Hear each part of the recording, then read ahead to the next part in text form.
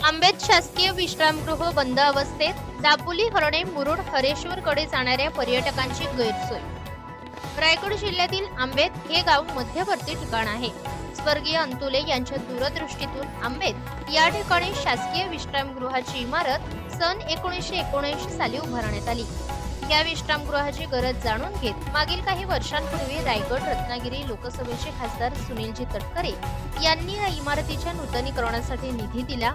मुंबई पुणे येथून येणाऱ्या पर्यटकांना व्याप्ती दरात थांबा मिळावा या दृष्टिकोनातून ही इमारत पुन्हा सुसज्ज केली। मात्र आता गेल्या अनेक महिन्यांपासून आंबेत शासकीय विश्रामगृह हे बंद अवस्थेत असल्याचा कारभार समोर आला आहे।